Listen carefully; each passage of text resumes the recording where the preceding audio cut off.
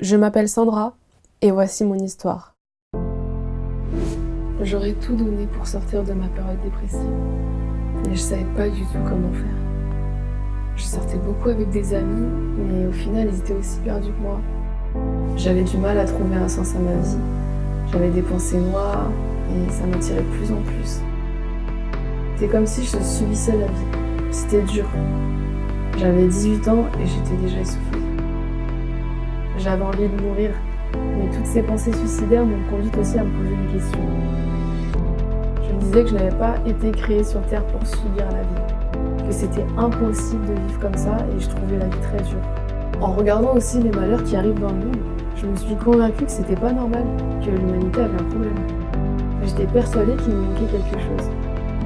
Il me fallait une explication à ce chaos. Je croyais qu'il y avait forcément un monde spirituel et je passais à côté d'une solution. Je publiais sur Facebook des publications mélancoliques et un ami, Jordan, l'a vu et il m'a demandé pourquoi je parlais comme ça, pourquoi j'étais comme ça.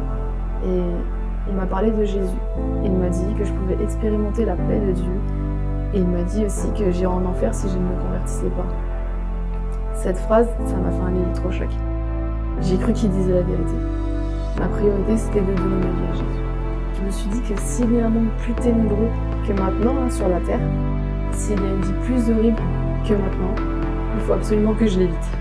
J'ai commencé à faire des recherches sur le christianisme et certains de mes amis Facebook publiaient tous des vidéos du site de la chaîne. Et je suis allée sur le site et je suis tombée sur un enseignement vidéo d'un pasteur sur le thème de la délivrance.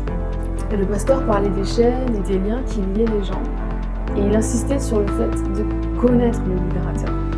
Ce message m'a saisie et parce que c'était un message d'espoir sur l'avenir, j'ai compris que je n'étais plus seule et que je pouvais être libérée de mes fardeaux. Mais c'était aussi rassurant de savoir que Dieu était un libérateur, qu'il était réel et qu'il ne voulait pas que je sois dans les ténèbres. C'était une révélation pour moi, d'apprendre que Dieu voulait mon bien, il est devenu mon héros. Et après avoir regardé ce message, j'étais sous le choc. J'ai été touchée, seule dans ma chambre, et je me suis agenouillée, je me suis mise à prier et à me repentir. J'ai beaucoup pleuré et j'ai demandé pardon à Dieu d'avoir mené ma vie sans Jésus jusque-là. Ce jour-là, j'ai senti comme si quelque chose était né en moi, comme un renouveau. J'étais devenue une nouvelle personne à l'intérieur. Puis je suis allée dans l'église de ce pasteur, en région parisienne, et je me suis fait baptiser quelques mois plus tard. Depuis mon expérience, chaque semaine, je regarde des vidéos, des prédications sur le site enseigne-moi.com. Quand j'ai découvert l'émission Paroles de femmes, j'ai commencé à regarder l'émission tous les jours en rentrant des cours.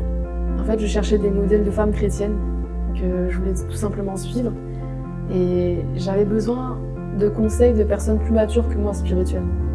Le fait d'entendre des témoignages de femmes, ça m'a beaucoup aidée. Une des émissions qui m'a marquée était celle de l'estime de soi. Rien qu'en lisant le titre « Je m'aime », j'ai compris que je m'étais jamais dit ça et que je n'avais jamais pensé comme ça de ma personne. En écoutant les témoignages et les encouragements des intervenantes, j'ai appris qu'il y avait parfois des mensonges auxquels on croyait. Des mensonges qui nous empêchaient de nous voir avec les yeux de Dieu, avec la valeur que Dieu nous donne. Je manquais cruellement de confiance en moi. À la suite de cette émission, j'ai pris le temps de déclarer des paroles positives sur ma personne, sur ma vie, sur ma personnalité. Ça a complètement changé ma vie. Je m'accepte comme Dieu m'a créée.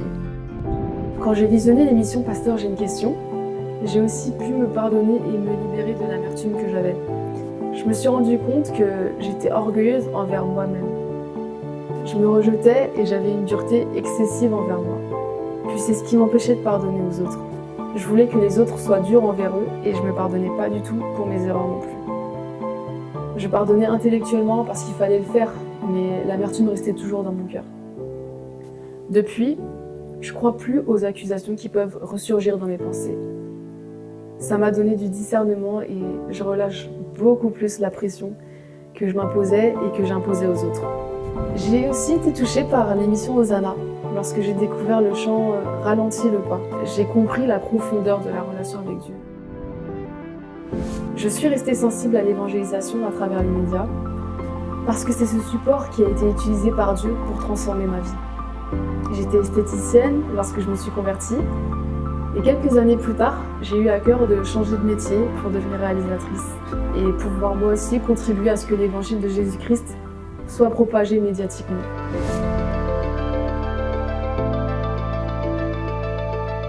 Aujourd'hui, tellement de jeunes comme moi se posent des questions.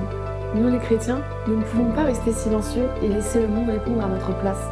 Ce que Jésus a fait dans ma vie, il veut aussi le faire dans leur vie. Je crois de tout mon cœur que la chaîne chrétienne EMCI TV est porteur d'un message d'espoir pour cette génération perdue et sans repère. Rejoignez-moi en faisant partie de ces 1500 visionnaires qui auront fait la différence pour que demain, des millions de jeunes francophones puissent à leur tour être transformés par la parole de Dieu. Vous pouvez faire votre don sur emcitv.com en une seule fois ou en plusieurs mensualités. Dès maintenant, donnons pour amener EMCI TV à une nouvelle dimension.